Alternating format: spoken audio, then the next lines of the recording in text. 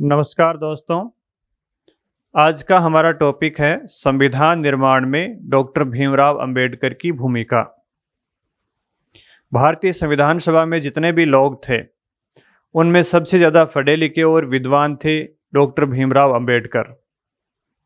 भीमराव अंबेडकर की विद्वता का परिचय हमें विभिन्न संवैधानिक प्रावधान और संविधान सभा के वाद विवाद को देखने से पता लगता है। डॉक्टर भीमराव अंबेडकर का व्यक्तित्व इतना करिश्माई था कि उन्होंने संविधान सभा में जो भी मतभेद वाले मुद्दे होते थे उन पर सर्वसम्मति बनाकर आगे बढ़ने का काम किया था। क्योंकि संविधान सभा में अनेक विचारधारा वाले लोग थे जो अलग अलग तरीके की सोच रखते थे, तो डॉक्टर भीमराव अंबेडकर ने उनमें सर्वसम्मति और समायोजन बनाने का प्रयास किया था, समन्वय करने का प्रयास किया था। कोई भी सदस्य अगर संविधान सभा में अपनी बात रखता था और उसके प्रस्ताव को अस्वीकार किया जाता था तो डॉक्टर अंबेडकर उनके प्रस्तावों को अस्वीकार करने के कारण बताते थे और सर्वसम्मति से निर्णय लेने में महत्वपूर्ण भूमिका निभाते थे और उन मुद्दों पर सर्वसम्मति बनाने का प्रयास करते थे। संविधान सभा में बहुत सारे ऐसे मुद्दे आए जिन पर निर्णय बहुमत के द्वारा न लिया जाकर सर्वसम्मति और समन्वय के आधार पर लिए गए थे। आप जानते हो संविधान सभा की कार्य प्रणाली में भी सर्वसम्मति के सिद्धांत का उपयोग किया गया था और समायोजन के सिद्धांत का उपयोग किया गया था। तो ये दोनों कार्य भीमराव अंबेडकर के द्वारा बखूबी निभाए गए थे। आज हम अंबेडकर के संविधान निर्माण में योगदान को निम्न बिंदुओं की सहायता से समझने का प्रयास करते हैं। सबसे पहले अपन देखेंगे संविधान सभा में प्रवेश। डॉक्टर भीमराव अंबेडकर कौन सी सीट से संविधान सभा में सदस्य बने थे, उसके बाद में कौन कौन सी समितियों की उनके पास सदस्यता थी, कौन सी समिति के वो अध्यक्ष थे। तीसरा बिंदु अपन देखेंगे अंबेडकर की भूमिका को प्रारूप निर्माण के रूप में और कौन कौन से संविधान के ऐसे प्रावधान हैं जिन पर अंबेडकर का प्रभाव स्पष्ट दिखाई देता है। और उसके बाद में हम अंबेडकर की संविधान निर्माण में भूमिका का विभिन्न विद्वानों की राय के अनुसार मूल्यांकन देखेंगे कि किसने अंबेडकर की आलोचना की है, किसने अंबेडकर के महत्व को रेखांकित किया है। और उसके बाद में हम देखेंगे विभिन्न पत्र पत्रिकाएं, पुस्तकें और अंबेडकर के द्वारा बनाए गए विभिन्न संगठन और पार्टियां। तो सबसे पहले अपन चर्चा करते हैं अंबेडकर की संविधान सभा में सदस्यता पर। अंबेडकर ने सबसे पहले बम्बई सीट से संविधान सभा के लिए चुनाव लड़ा था, लेकिन बम्बई सीट से वो संविधान सभा के लिए चुनाव हार गए। उसके बाद में डॉक्टर अंबेडकर मुस्लिम लीग की सहायता से बंगाल प्रेसिडेंसी से संविधान सभा में निर्वाचित हुए थे। तो अंबेडकर कहाँ से निर्वाचित हुए थे? बंगाल से संविधान सभा के सदस्य बने थे। बंगाल प्रांत या बंगाल प्रेसिडेंसी से संविधान सभा के सदस्य बने थे। और किसकी सहायता से निर्वाचित हुए थे? मुस्लिम लीग की सहायता से यहाँ से सदस्य निर्वाचित हुए थे। लेकिन आप जानते हो भारत के आज़ाद होने के बाद में बंगाल के दो टुकड़े हो गए थे, एक पूर्वी बंगाल और दूसरा पश्चिमी बंगाल। तो जिस सीट से डॉक्टर अंबेडकर सदस्य बने थे उस सीट का नाम है बंगाल में जैसूर कोलना। बंगाल की जैसूर कोलना सीट से डॉक्टर भीमराव अंबेडकर संविधान सभा के सदस्य बने थे। लेकिन संयोग से ये जो सीट है या जिस सीट से वो निर्वाचित हुए थे वह क्षेत्र पूर्वी पाकिस्तान में चला गया था, क्योंकि 15 अगस्त 1947 को भारत का विभाजन के साथ स्वतंत्रता मिली थी। तो बंगाल का एक भाग पूर्वी पाकिस्तान में चला गया जिसको, और दूसरा भाग पश्चिमी बंगाल जिसको बोलते हैं वो भारत में रह गया था। तो जहां से डॉक्टर अंबेडकर सदस्य बने थे वो सीट या वो क्षेत्र पूर्वी पाकिस्तान में चला गया था। तो इसके कारण अंबेडकर को यहाँ से इस्तीफा देना पड़ा था। उसके बाद में भीमराव अंबेडकर को संविधान सभा में लाने के लिए M.R. जयकर की सीट को रिक्त करवाया गया था। M.R. जयकर बंबई की पुणे सीट से संविधान सभा के सदस्य थे। M.R. जयकर कहाँ से थे? बंबई की पुणे सीट से। बंबई प्रांत में पूना सीट थी, वहां पर संविधान सभा में सदस्य थे M.R. जयकर। तो M.R. जयकर से इस्तीफा दिलवाकर वहां से कांग्रेस की सहायता से डॉक्टर भीमराव अंबेडकर को संविधान सभा का सदस्य निर्वाचित करवाया गया था। तो M.R. जयकर को इस्तीफा देना पड़ा और उसकी जगह अंबेडकर बंबई की पूना सीट से संविधान सभा के सदस्य बने थे। तो यहाँ पर दो प्रश्न बनते हैं कि अंबेडकर सबसे पहले कहाँ से निर्वाचित हुए थे? बंगाल प्रांत की जेसूर कोलना सीट से। लेकिन बंगाल प्रांत का ये भाग पूर्वी पाकिस्तान में चला गया, इसलिए अंबेडकर को भी इस्तीफा देना पड़ा था। उसके बाद में कांग्रेस की सहायता से बंबई की पूना सीट से अंबेडकर दोबारा निर्वाचित हुए थे और पूना सीट पर जो सदस्य थे M.R. जयकर, उनसे इस्तीफा दिलवाया गया था। हालांकि पटेल और नेहरू जेनिंग की सहायता लेना चाह रहे थे। जेनिंग अमेरिका के प्रसिद्ध संविधान विज्ञ थे, वो भारतीय संविधान निर्माण में उनकी सहायता लेना चाहते थे।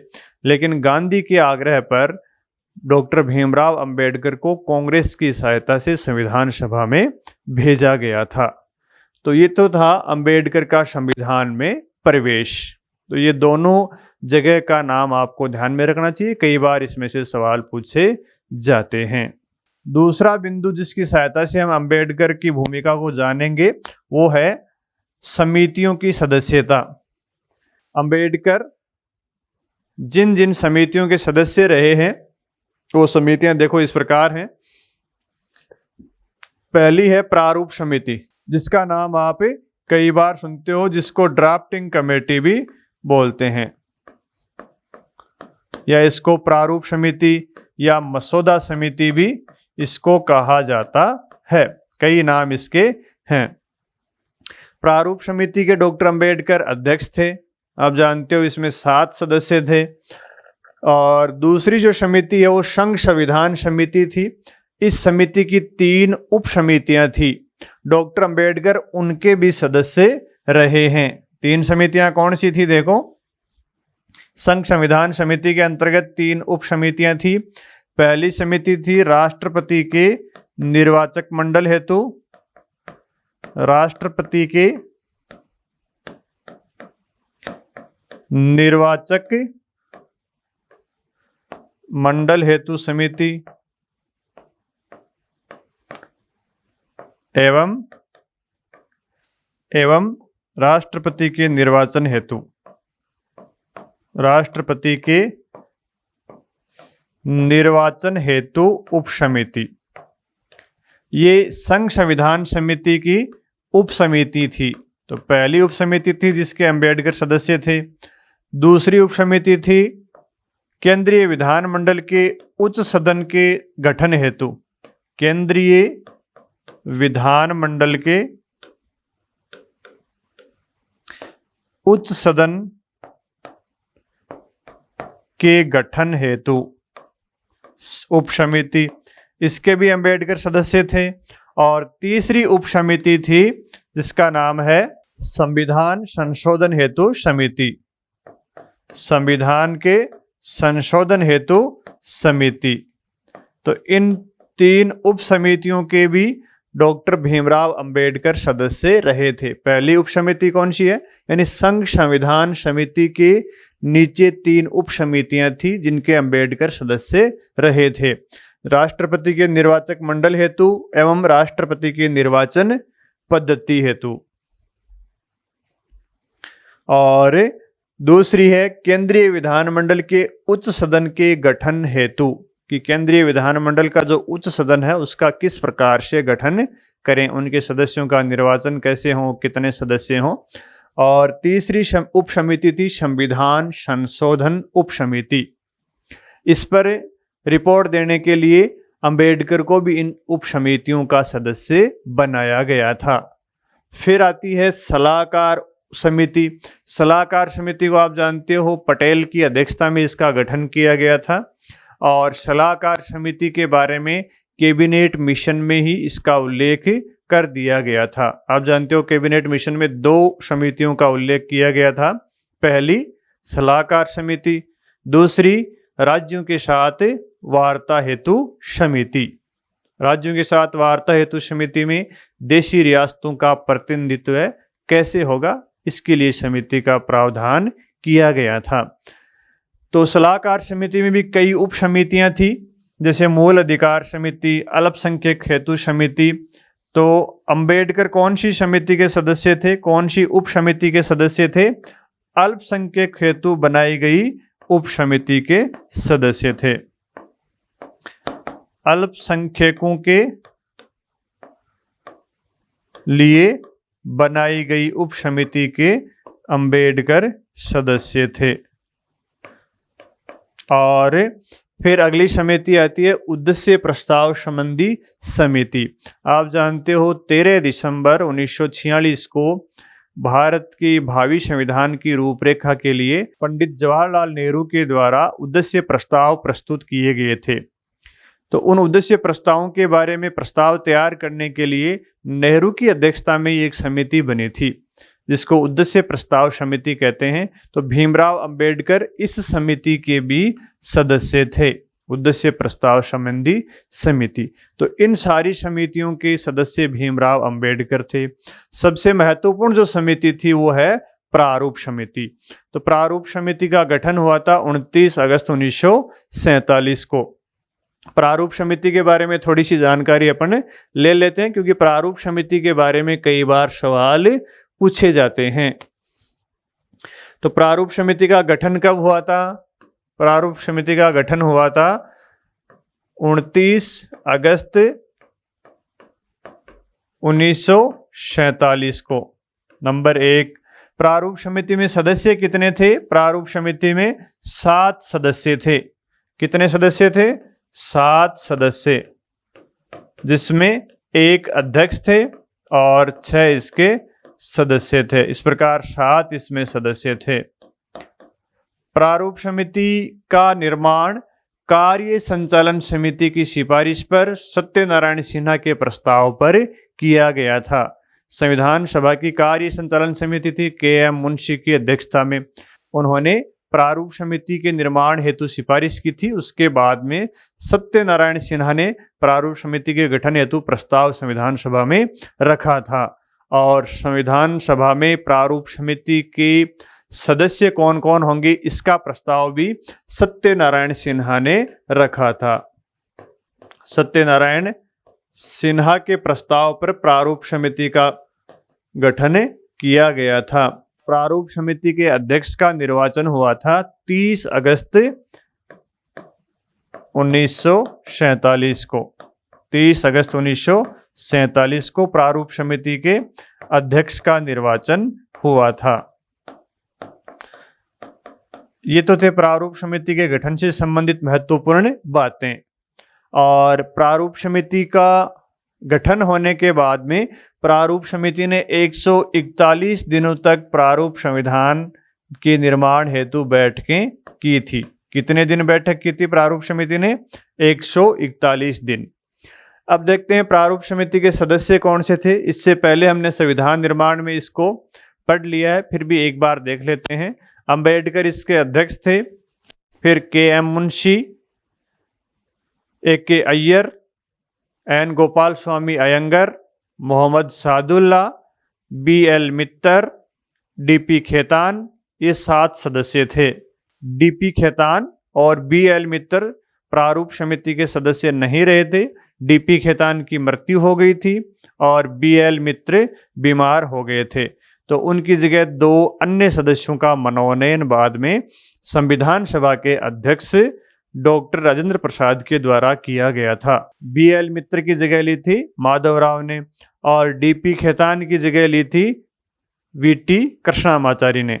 इस प्रकार प्रारूप समिति का पुनर्गठन हुआ था। प्रारूप समिति का मुख्य काम था बी.एन. राव के द्वारा बनाए गए प्रारूप संविधान की समीक्षा करना। बी.एन. राव ने प्रारूप का निर्माण कैसे किया था? पिछली क्लास में हमने बताया था, संविधान निर्माण हेतु विभिन्न समितियां बनाई गई थी और उन समितियों की रिपोर्ट पर बी.एन. राव ने, समितियों की रिपोर्ट पर और बी.एन. राव ने खुद ने भी विभिन्न देशों के संविधान का अध्ययन करके प्रारूप संविधान का निर्माण किया था। और फिर बी.एन. राव के द्वारा जिस प्रारूप संविधान का निर्माण किया गया था, उस प्रारूप संविधान की समीक्षा के लिए भीमराव अंबेडकर की अध्यक्षता में प्रारूप संविधान की समीक्षा हेतु समिति का गठन किया गया था, जिसका शॉर्ट में क्या नाम है? ड्राफ्टिंग कमेटी, मसौदा समिति या प्रारूप समिति। तो बी.एन. राव के द्वारा निर्मित प्रारूप संविधान की समीक्षा की थी इस समिति ने, जिसके अध्यक्ष थे डॉक्टर भीमराव अंबेडकर। तो भीमराव अंबेडकर की अध्यक्षता में जो प्रारूप समिति थी, इसने 2 बार प्रारूप का निर्माण किया था। पहली बार तो बी.एन. राव के द्वारा निर्मित प्रारूप की समीक्षा की थी और फरवरी 1948 में इन्होंने संविधान का प्रारूप बनाकर डॉक्टर राजेंद्र प्रसाद को सौंप दिया था। तो पहले प्रारूप का निर्माण तो फरवरी 1948 में किया था। फिर इस प्रारूप को जनता के लिए भेज दिया गया, जनता के सुझाव एवं टिप्पणी हेतु। तो जनता के सुझाव और टिप्पणियों के बाद में जब जनता से सुझाव और टिप्पणियां और सिफारिशें आई, तो उनको संविधान के प्रारूप संविधान में शामिल करने के लिए ड्राफ्टिंग कमेटी ने दोबारा बैठक की थी और जो जो उनको अच्छे प्रावधान लगे, जो जो सुझाव और टिप्पणियां अच्छी लगी, उनको प्रारूप संविधान में समाहित करके फिर दोबारा प्रारूप संविधान का भीमराव अंबेडकर वाली समिति ने निर्माण किया था। तो दोबारा जो प्रारूप का निर्माण किया था वो किया था अक्टूबर 1948 में और इस प्रारूप में 315 अनुच्छेद और 8 अनुसूचियां थी। तो भीमराव अंबेडकर ने पहले प्रारूप का निर्माण किया था फरवरी 1948 में। इस पर जनता के सुझाव लेने के बाद में सुझावों को शामिल किया, कुछ सुझावों को शामिल नहीं किया। उसके बाद में दोबारा प्रारूप का निर्माण किया था अक्टूबर 1948 में। इस प्रारूप में 315 अनुच्छेद और 8 अनुसूचियां थी। ये प्रारूप तैयार होने के बाद में डॉक्टर भीमराव अंबेडकर ने संविधान सभा में संविधान का जो प्रथम वाचन हुआ था, उसमें उस प्रारूप संविधान को पेश किया था। आप जानते हो, हमारे देश में जब कानून बनता है कोई, तो उस पर संसद में 3 वाचन होते हैं। तो उसी प्रकार संविधान सभा में भी संविधान के ऊपर 3 वाचन हुए थे। इस प्रकार संविधान सभा में भी प्रारूप संविधान पर 3 वाचन हुए थे, प्रथम वाचन, द्वितीय वाचन और तृतीय वाचन। तो अंबेडकर के द्वारा जो प्रारूप निर्माण किया गया था अक्टूबर 1948, उस प्रारूप को अंबेडकर ने प्रथम वाचन में प्रस्तुत किया था, प्रथम वाचन में रखा था। फिर इस प्रारूप संविधान पर द्वितीय वाचन हुआ।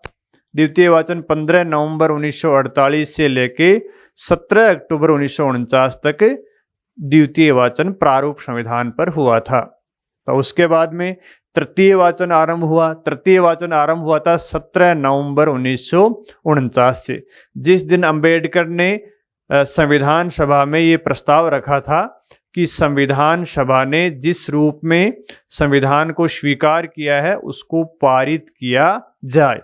ये प्रस्ताव डॉक्टर भीमराव अंबेडकर ने 17 नवंबर 1949 को संविधान सभा में रखा था कि जो संविधान सभा ने स्वीकार किया है उस संविधान को पारित किया जाए। इसी के साथ ही संविधान सभा का तीसरा वाचन आरंभ होता है, जो 26 नवंबर 1949 तक चलता है। तो इस प्रकार 3 वाचन हुए थे। तीसरे वाचन में अंबेडकर ने संविधान सभा से गुजारिश की थी कि संविधान को पारित करवाया जाए और 26 नवंबर को संविधान को पारित किया, अंगीकृत कर लिया गया।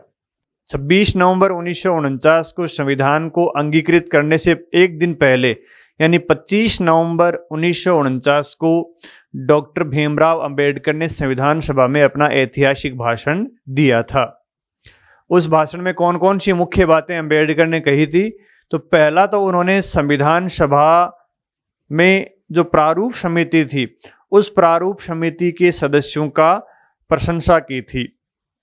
उन्होंने कहा कि संविधान निर्माण के लिए जो प्रारूप का निर्माण किया गया था, उसके लिए जो मुझे श्रेय दिया जाता है, उसका श्रेय का असली हकदार मैं नहीं हूं। तो उसका असली हकदार किसको बताया उन्होंने इसका असली हकदार बताया है B.N. राव को, B.N. राव को। और दूसरा उन्होंने श्रेय दिया है S.N. मुखर्जी को। इन दो व्यक्तियों के बारे में अंबेडकर ने कहा है कि संविधान के प्रारूप के निर्माण में इन दोनों व्यक्तियों की सबसे महत्वपूर्ण भूमिका है। B.N. राव आप जानते हो संवैधानिक सलाहकार थे, और S.N. मुखर्जी यानी सुरेंद्रनाथ मुखर्जी, ये कौन थे? ये चीफ ड्राफ्टमैन थे, मुख्य योजनाकार संविधान का इनको माना जाता है। ये संविधान सभा की सचिवालय के प्रशासनिक अधिकारी थे। इनको क्या कहा जाता है? संविधान का चीफ ड्राफ्टमैन, चीफ ड्राफ्टमैन यानी मुख्य योजनाकार। तो प्रश्न आ जाए कि संविधान के मुख्य योजनाकार कौन थे, चीफ ड्राफ्टमैन कौन थे? तो S.N. मुखर्जी यानी सुरेंद्रनाथ मुखर्जी। ये प्रशासनिक अधिकारी थे, सचिवालय में ये कार्यरत थे, सुरेंद्रनाथ मुखर्जी। अंबेडकर ने इनको श्रेय दिया है। और B.N. का मतलब बेनेगल नरसिम्हा राव। इन दोनों को अंबेडकर ने प्रारूप निर्माण का मुख्य श्रेय दिया है। और 25 नवंबर को अंबेडकर ने जो ऐतिहासिक भाषण दिया था, उसमें विभिन्न आलोचनाओं का जवाब उन्होंने दिया है। और कम्युनिस्ट पार्टी और समाजवादियों ने संविधान का आलोचना क्यों की, इसके कारण उन्होंने बताए हैं। साथ ही केंद्रीय प्रशासन को या केंद्र सरकार को मजबूत क्यों रखा गया है, क्यों उसको शक्तिशाली बनाया गया, उसका उन्होंने जवाब दिया था। और साथ ही संविधान संशोधन के लिए उन्होंने कहा था कि वे जिस सरकार के पास 2/3 बहुमत होगा, वो सरकार आसानी से संविधान को बदल सकती है। ये बात उन्होंने इसलिए कही थी क्योंकि कई सदस्यों ने कहा था कि संविधान संशोधन को कठोर बना दिया है, कई ने कहा कि लचीला बना दिया है। तो उन्होंने कहा कि भाई 2/3 बहुमत जिसके पास होगा वो संविधान को बदल सकता है। और इसके अलावा उन्होंने सामाजिक लोकतंत्र की आवश्यकता पर बल दिया था।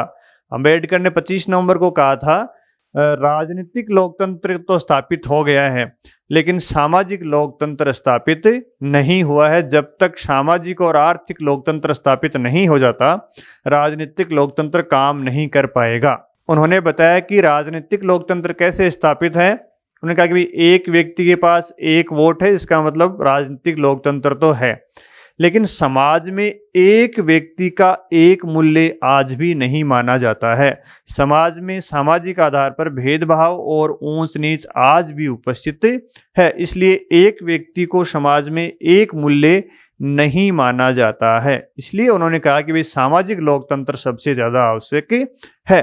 तो ये उनके 25 नवंबर 1949 के भाषण की कुछ बातें हैं। इसके बाद में संविधान के अन्य प्रावधानों को अपन देखते हैं जिन पर अंबेडकर के प्रभाव दिखाई देते हैं। तो पहला है प्रस्तावना। अंबेडकर के प्रभाव और कौन कौन से प्रावधानों पर हैं? पहला, प्रस्तावना पर अंबेडकर का प्रभाव दिखाई देता है। मूल अधिकारों के समर्थक थे अंबेडकर। संसदीय प्रणाली की उन्होंने समर्थन किया था। संघीय व्यवस्था के साथ शक्तिशाली केंद्र पर उन्होंने बल दिया था। स्वतंत्र न्यायपालिका का अंबेडकर ने समर्थन किया था। और वयस्क मताधिकार का अंबेडकर ने प्रबल समर्थन किया था। आप जानते हो प्रस्तावना में संविधान के आदर्श, उद्देश्य और लक्ष्य दिए गए हैं। तो आपने कभी प्रस्तावना पढ़ी हो तो उसमें 3 शब्द दिए हैं, समानता, स्वतंत्रता और बंधुत्व। विचार, अभिव्यक्ति, धर्म, उपासना, इनकी स्वतंत्रता दी गई है। प्रतिष्ठा और अवसर की समानता की बात की गई है। और देश की एकता और अखंडता को बढ़ाने वाली बंधुता की बात की गई है। यानी संविधान की जो प्रस्तावना है उसमें स्वतंत्रता, समानता और बंधुता, इनकी बात की गई है। तो क्या आपने कभी सोचा ये शब्द, इन शब्दों पर किसका सबसे ज्यादा प्रभाव है? इन शब्दों का इन शब्दों पर अंबेडकर के त्रयी संघ का प्रभाव है। अंबेडकर ने 25 नवंबर 1949 को यूनियन ऑफ ट्रिनिटी की बात की थी। किसकी बात की थी? Union of Trinity. Union of Trinity यानी त्रयी संघ की बात की थी। त्रयी संघ की बात की थी जिसमें ये 3 मूल्यों की उन्होंने चर्चा की थी। उन्होंने कहा कि लोकतंत्र को बचाने के लिए, लोकतंत्र को सफल बनाने के लिए ये 3 आदर्श सबसे महत्वपूर्ण हैं। तीनों को एक दूसरे से पृथक कर देंगे तो लोकतंत्र बचेगा नहीं।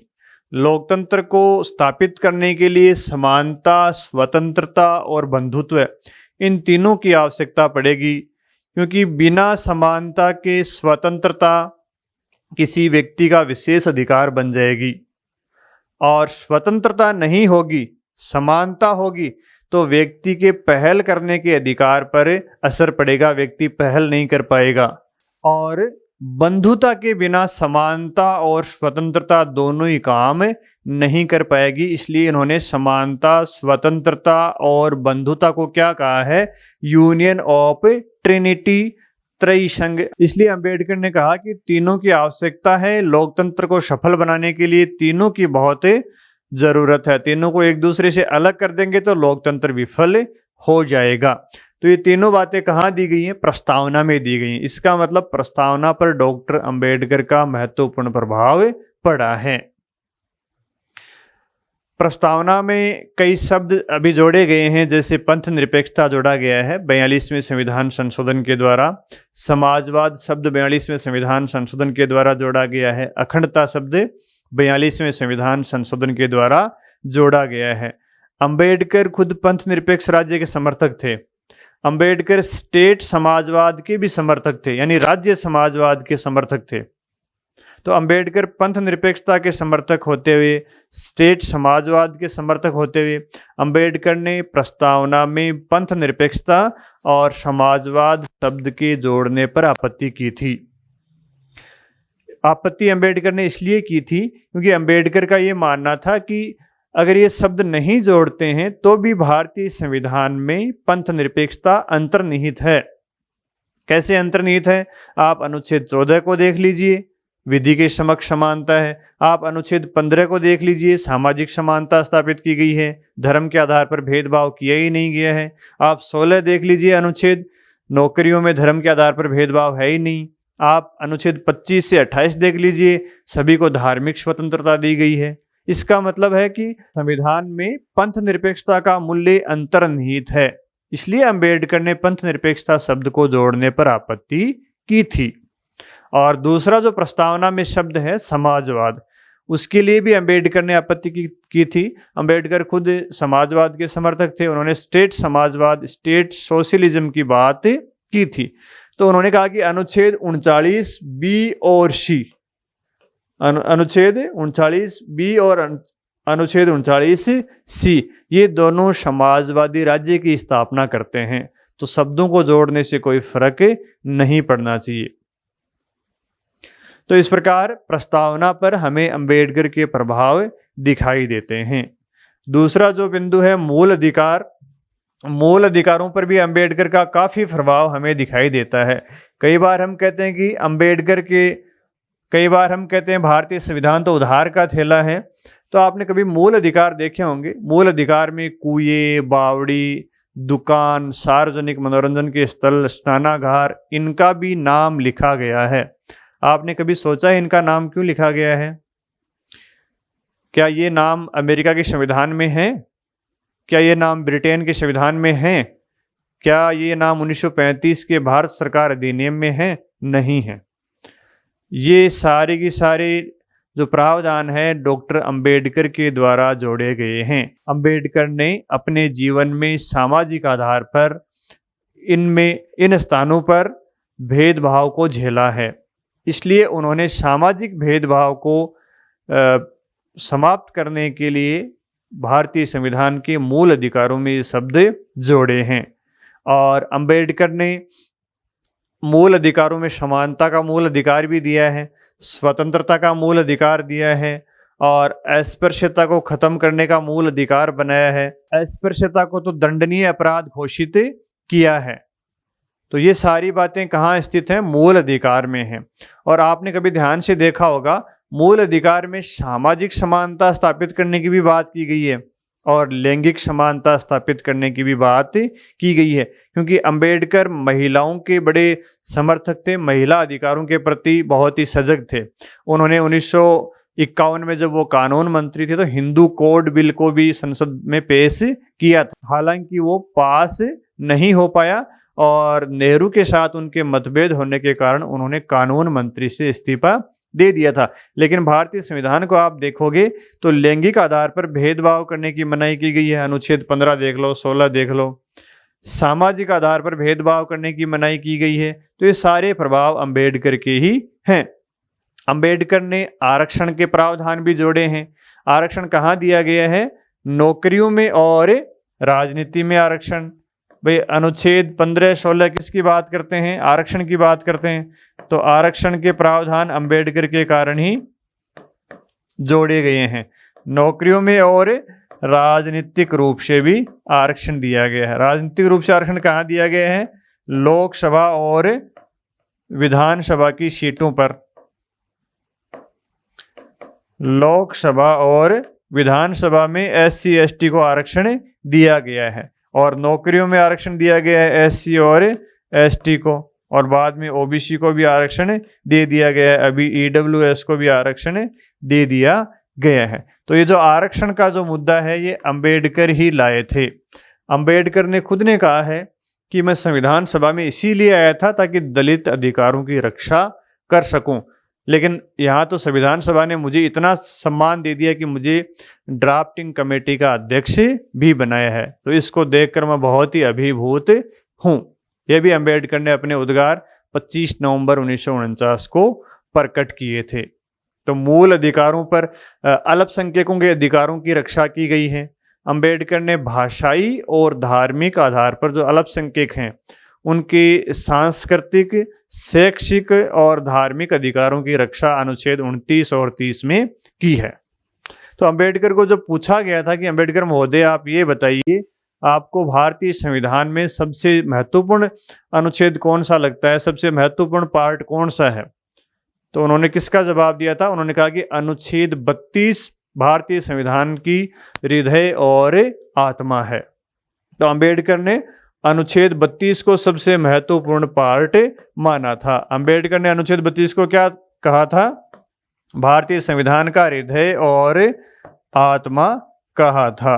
तो ये भी आपको तथ्य महत्वपूर्ण है, ध्यान में रखना चाहिए। अनुच्छेद 32। तो अंबेडकर मूल अधिकारों के बड़े समर्थक थे और उसके बाद में देखिए संसदीय प्रणाली का भी उन्होंने समर्थन किया था। हालांकि पहले वो अध्यक्षीय शासन प्रणाली के समर्थक थे, बाद में उन्होंने संसदीय प्रणाली का समर्थन आरंभ कर दिया। अंबेडकर ने संसदीय प्रणाली का समर्थन क्यों किया था? क्योंकि अंबेडकर ने कहा कि भाई दुनिया में जो लोकतांत्रिक प्रणाली है वहां पे 2 प्रकार के शासन चलते हैं, अध्यक्षीय शासन और संसदीय शासन प्रणाली। तो अध्यक्षीय शासन प्रणाली में तो क्या रहता है?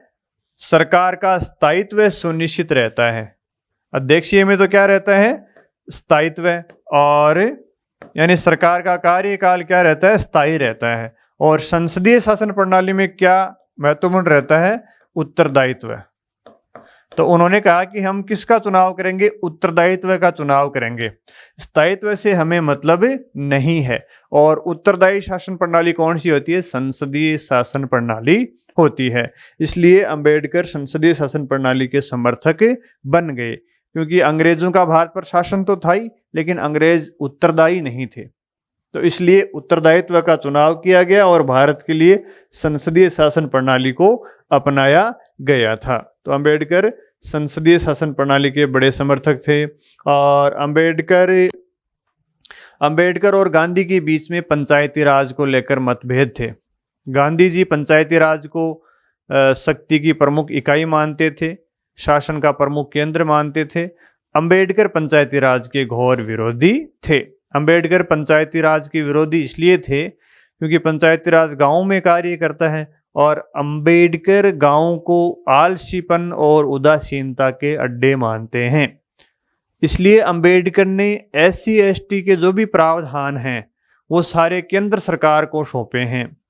SC/ST के कल्याण के लिए जो भी योजनाएं हैं या आरक्षण का मुद्दा है, आप देख लीजिए सारे के सारे प्रावधान केंद्र सरकार के हाथ में हैं, क्योंकि वो जो नीचे की सरकारें हैं उनको इतना महत्वपूर्ण नहीं मानते थे। तो अंबेडकर पंचायती राज के विरोधी थे और केंद्रीय सरकार को ज़्यादा शक्तिशाली बनाना चाहते थे, और केंद्र सरकार को भारत में शक्तिशाली बनाया भी गया है।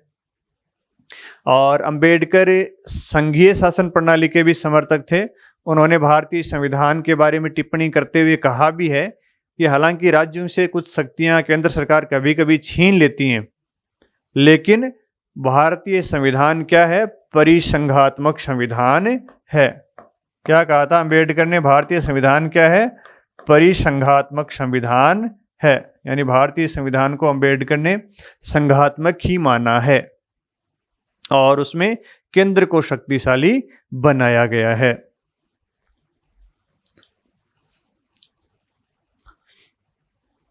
फिर अगला जो अंबेडकर का प्रभाव है संविधान पर, वो है स्वतंत्र न्यायपालिका के रूप में। अंबेडकर ने न्यायपालिका को स्वतंत्र क्यों बनाया है? क्योंकि न्यायपालिका किसकी स्थापना करती है? विधि के शासन की स्थापना करती है। न्यायपालिका क्या करती है? नियंत्रण एवं संतुलन बनाए रखती है, चेक एवं बैलेंस बनाए रखती है। सरकार के विभिन्न अंगों को नियंत्रित करने का कार्य कौन करती है? न्यायपालिका करती है। न्यायपालिका क्या काम करती है? लोगों की मूल अधिकारों की रक्षक है। तो इसलिए अंबेडकर ने कहा कि न्यायपालिका स्वतंत्र होनी आवश्यक है। तो इस पर भी अंबेडकर का प्रभाव है। फिर अगला जो प्रावधान है, वयस्क मताधिकार। अंबेडकर ने कहा कि बिना किसी जाति, धर्म, भाषा, क्षेत्र, लिंग इन आधारों पर भेदभाव की सभी व्यक्तियों को वयस्क मताधिकार प्राप्त होगा। और ये एकमात्र ऐसा प्रावधान है जिस पर संविधान सभा में बहस नहीं की गई थी। बिना बहस के इस प्रावधान को लागू या पास किया गया था। तो इस प्रकार ये जो प्रावधान दिए हुए हैं, इन पर सब पर अंबेडकर का प्रभाव है, अंबेडकर का इसमें योगदान है। अंबेडकर ने भारतीय संविधान को पवित्र दस्तावेज माना था। तो ये प्रश्न आ जाए कि संविधान को पवित्र दस्तावेज किसने कहा है? तो उत्तर है अंबेडकर। अंबेडकर की भूमिका का कुछ विद्वानों ने मूल्यांकन किया है। आइए देखते हैं किस किस विद्वान ने अंबेडकर की भूमिका का कैसे मूल्यांकन किया है, किसने अंबेडकर की भूमिका को संविधान निर्माण में महत्वपूर्ण माना है और किसने उसकी आलोचना की है। आप जानते हो भारतीय संविधान का जनक अंबेडकर को कहा जाता है, यानी अंबेडकर को फादर ऑफ इंडियन कॉन्स्टिट्यूशन कहा जाता है। कुछ विद्वान अंबेडकर को मदर ऑफ इंडियन कॉन्स्टिट्यूशन भी कहते हैं। देखिए कौन कहते हैं? डॉक्टर के वी राव क्या कहते हैं? भारतीय संविधान की जननी कहते हैं। अंबेडकर को क्या कहते हैं? जननी, मदर ऑफ इंडियन कॉन्स्टिट्यूशन। भारतीय संविधान की जननी अंबेडकर को किसने कहा है? के.वी. राव ने। इन्होंने अंबेडकर को क्या कहा है? भारतीय संविधान की जननी कहा है। भारतीय संविधान का जनक तो अंबेडकर को कहा ही जाता है। अंबेडकर आप जानते हो प्रथम विधि मंत्री भी थे। देश के आज़ाद होने के बाद में 1947 में अंबेडकर भारत के प्रथम कानून मंत्री बने थे। कानून मंत्री रहने के दौरान अंबेडकर ने महिलाओं के लिए हिंदू कोड बिल लाए थे, श्रमिकों के लिए अनेक कानून उन्होंने बनाए थे। इस प्रकार महत्वपूर्ण कार्य भी उन्होंने किए थे। तो अंबेडकर की जो भूमिका थी संविधान निर्माण में, उसकी प्रशंसा डॉक्टर राजेंद्र प्रसाद ने भी की है। डॉक्टर राजेंद्र प्रसाद ने कहा है कि मैं तो ऊपर बैठा था, संविधान सभा के अध्यक्ष थे, सामने बैठते थे, बाकी सारे नीचे बैठते थे। तो उन्होंने कहा कि मैंने अंबेडकर की भूमिका को बहुत अच्छे से देखा है और भारतीय संविधान निर्माण का श्रेय किसको जाता है? डॉक्टर अंबेडकर को जाता है। इसी प्रकार की बात वी.टी. कृष्णमाचार्य ने कही थी। तो उन्होंने कहा कि प्रारूप निर्माण में सबसे ज्यादा जो योगदान है वो डॉक्टर अंबेडकर का है, क्योंकि कुछ सदस्यों ने मृत्यु हो गई थी, किसी ने इस्तीफा दे दिया था, कोई अमेरिका था, कोई दिल्ली से दूर था। जो असली काम किया है वो डॉक्टर अंबेडकर ने किया है। तो जब राजेंद्र प्रसाद और वी.टी. कृष्णमाचार्य ने अंबेडकर की प्रशंसा की थी, तो अंबेडकर ने कहा था कि ये श्रेय मुझे नहीं देना चाहिए, ये BN राव जो कि संवैधानिक सलाहकार थे, और सुरेंद्र नाथ मुखर्जी, SN मुखर्जी जो भारतीय संविधान के मुख्य योजनाकार थे, चीफ ड्राफ्टमैन थे, उनको देना चाहिए। उन्होंने सारा काम किया है। और उसके बाद में KV राव ने तो भारतीय संविधान की जननी कहा ही है अंबेडकर को, मदर ऑफ इंडियन कॉन्स्टिट्यूशन। और जवाहरलाल नेहरू की जीवनी के लेखक थे माइकल ब्रेचर। इन्होंने अंबेडकर को आर्किटेक्ट कहा है, आर्किटेक्ट ऑफ इंडियन कॉन्स्टिट्यूशन। भारतीय संविधान का मुख्य आर्किटेक्ट किसको कहा है? अंबेडकर को। अंबेडकर को क्या कहा है? Architect of Indian constitution.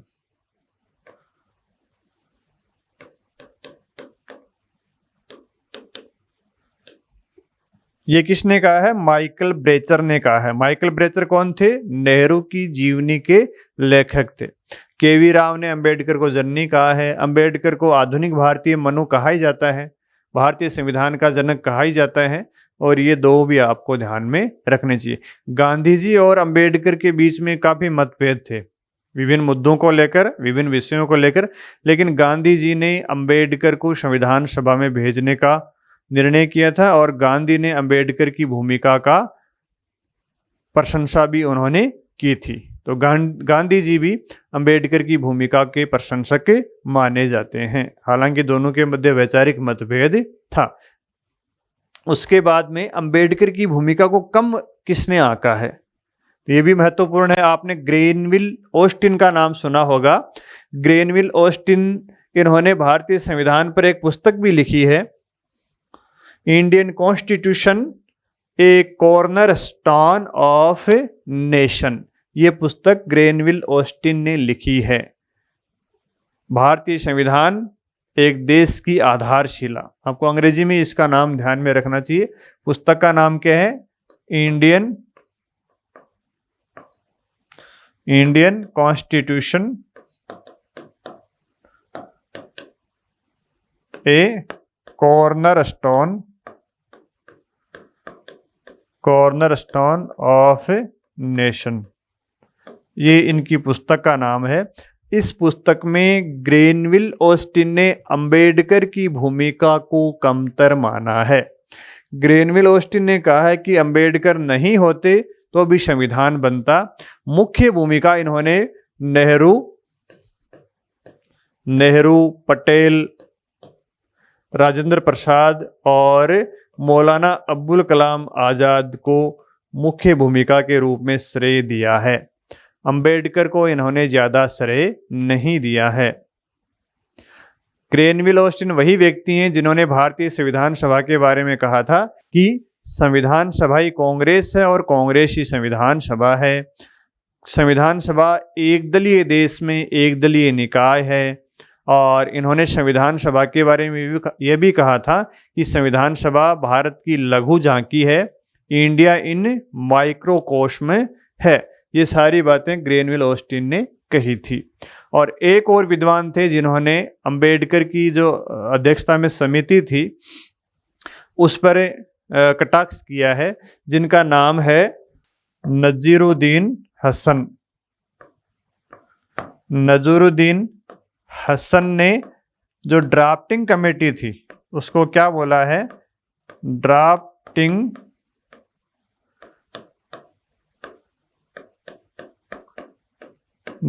Committee को इन्होंने क्या कहा है? Drifting committee. क्या कहा है? Drifting committee.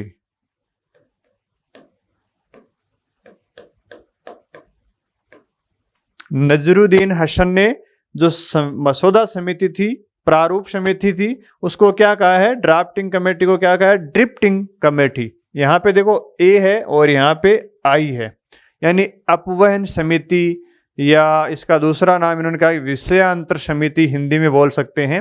हिंदी में इसको क्या कहते हैं? अपवहन समिति। अपवहन समिति या विषयांतर समिति भी इसको बोल सकते हैं। ये अपवहन समिति या विषयांतर समिति किसने नाम दिया था? नजीरुद्दीन हसन ने। किसको नाम दिया था? प्रारूप समिति का नाम दिया था। इन्होंने प्रारूप समिति की आलोचना करते हुए यानी ड्राफ्टिंग कमेटी को क्या कहा था? ड्रिफ्टिंग कमेटी या अपवन समिति नाम दिया था। तो इस प्रकार इन विद्वानों ने अंबेडकर की आलोचना की है। और एक और सूचना हम आपके साथ साझा कर लेते हैं। पटेल और नेहरू जेनिंग को भारतीय संविधान के निर्माण के लिए आमंत्रित करने वाले थे। जेनिंग अमेरिका के मुख्य संविधान विज्ञ थे, लेकिन गांधी के आग्रह के बाद में अंबेडकर को ही भारतीय संविधान निर्माण का कार्य सौंपा गया था। नेहरू और पटेल किसको ला रहे थे संविधान निर्माण हेतु? जेनिंग को। लेकिन गांधी के हस्तक्षेप से संविधान निर्माण का कार्य किसको सौंपा गया? अंबेडकर को सौंपा गया था। तो अंबेडकर और गांधी के बीच में मतभेद होने के बावजूद उन्होंने अंबेडकर को संविधान सभा का मुख्य निर्माणकर्ता माना है। ये भारतीय संविधान की खूबसूरती है। इसका कारण ये है कि उस समय सभी लोगों में राष्ट्रीय आदर्श की भावना थी, राष्ट्रीय एकता की भावना थी, और राष्ट्रीय उद्देश्यों को प्राप्त करने के लिए उन्होंने वैचारिक मतभेद को भुला दिया था। इसके बाद में अंबेडकर के बारे में कुछ उनकी पत्र पत्रिकाएं हैं, कुछ संगठन हैं, कुछ बुक्स हैं जिनको हमें देख लेते हैं। हालांकि उनमें से सवाल तो नहीं आते हैं, कभी कभार किसी बुक के बारे में पूछ लेते हैं, तो आपको साधारण उनकी जानकारी होनी चाहिए। तो देखो अंबेडकर की पत्र पत्रिकाएं कौन सी हैं? जैसे मूक नायक है, मूक नायक, बहिष्कृत भारत है, बहिष्कृत भारत, समता, ये अंबेडकर की पत्र पत्रिकाएं हैं। जनता और प्रबुद्ध भारत, ये अंबेडकर के द्वारा, प्रबुद्ध भारत अंबेडकर के द्वारा लिखी गई प्रमुख पत्रिकाएं हैं। अंबेडकर के द्वारा कुछ बुक्स भी लिखी गई हैं, जैसे caste in India, annihilation of caste, Buddha and his Dhamma, problem of rupees, और स्टेट एंड माइनॉरिटी, और the untouchable, who were they and how become their, और अनटचेबिलिटी, ये अंबेडकर की प्रमुख पुस्तकें हैं। तो देखो अंबेडकर की कौन कौन सी मुख्य पुस्तकें हैं। कास्ट इन इंडिया, भारत में जाति, caste, caste in India, problem of rupee, state and minority, state and अल्पसंख्यकों के लिए लिखी है माइनॉरिटी, और बुद्धा एंड हिज धम्म, और अनटचेबल,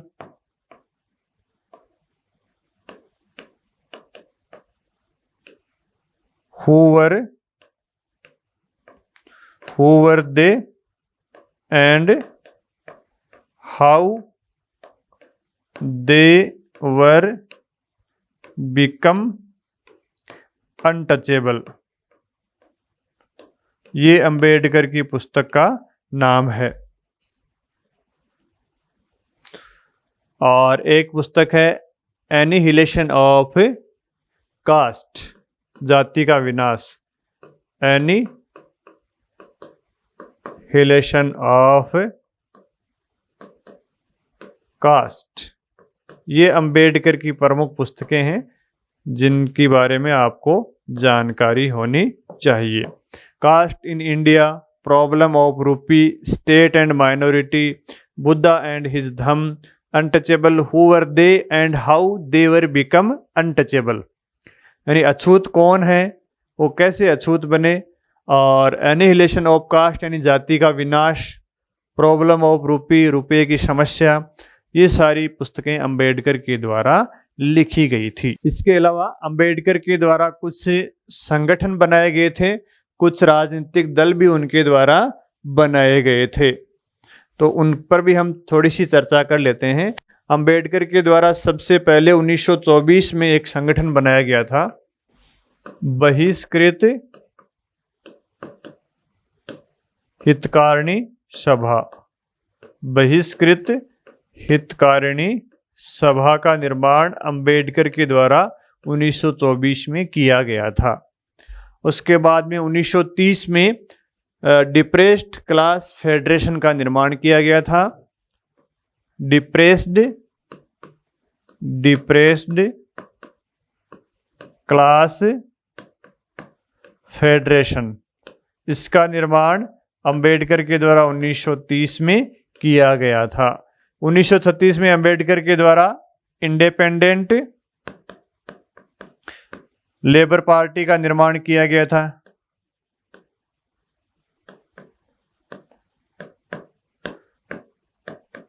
इंडिपेंडेंट लेबर पार्टी, ये जो पार्टी बनाई थी अंबेडकर ने, ये ब्रिटिश के आधार पर बनाई थी, ब्रिटिश पार्टियों के आधार पर बनाई थी। इसमें सभी जाति, धर्म, श्रमिक, महिला और दलितों का प्रतिनिधित्व किया था। तो अंबेडकर ने ये पार्टी बड़ी आधुनिक तरीके से बनाई थी और ब्रिटेन से वो प्रभावित थे, हालांकि इसको ज़्यादा सफलता नहीं प्राप्त हुई। यानी इंडिपेंडेंट लेबर पार्टी कहाँ से प्रभावित थे? इस पार्टी को बनाने में अंबेडकर ब्रिटेन से प्रभावित थे और इसमें सभी को प्रतिनिधित्व दिया गया था। समाज के सभी वर्गों को एक साथ जोड़ा गया था। हालांकि बहिष्कृत हितकारिणी सभा, डिप्रेस्ड क्लास फेडरेशन में उन्होंने दलितों को प्रतिनिधित्व देने के लिए बनाए थे, दलितों के उत्थान के लिए ये संगठन बनाए थे। लेकिन 1936 में जो पार्टी बनाई थी उसमें सभी समाज के वर्गों का हित के लिए उन्होंने ये पार्टी बनाई थी। उसके बाद में 1942 में SCF शेड्यूल कास्ट फेडरेशन बनाया था, all India schedule caste federation. इसका पूरा नाम है अनुसूचित जाति संघ, अखिल भारतीय अनुसूचित जाति संघ, अखिल भारतीय अनुसूचित जाति संघ, all India schedule caste federation बनाया था। और इसमें उन्होंने केवल दलितों के उत्थान के लिए ये संगठन बनाया था। और लेकिन इसके बाद में 1956 में उन्होंने एक पार्टी की ओर घोषणा की थी, रिपब्लिक पार्टी ऑफ इंडिया। 1956 में जो पार्टी की घोषणा की थी, RPI, Republic party of India, Republic party of India. इस पार्टी की अंबेडकर ने सिर्फ घोषणा की थी, सितंबर में घोषणा की थी, दिसंबर में अंबेडकर की मृत्यु हो गई थी। तो अंबेडकर की मृत्यु के बाद में ये पार्टी बनी थी और इस पार्टी में भी उन्होंने सभी समाज के वर्गों को साथ लिया था। और इस पार्टी का निर्माण में वो कहाँ से प्रभावित थे? संयुक्त राज्य अमेरिका, USA, अमेरिका से प्रभावित थे। इंडियन इंडिपेंडेंट लेबर पार्टी बनाने में कहाँ से प्रभावित थे? ब्रिटेन से। रिपब्लिकन पार्टी बनाने के लिए कहाँ से प्रभावित थे? अमेरिका से। और इंडिपेंडेंट लेबर पार्टी बनाने में वो ब्रिटेन से प्रभावित थे। तो ये अंबेडकर के द्वारा बनाए गए कुछ संगठन, कुछ बुक्स और कुछ पत्र पत्रिकाएं हैं।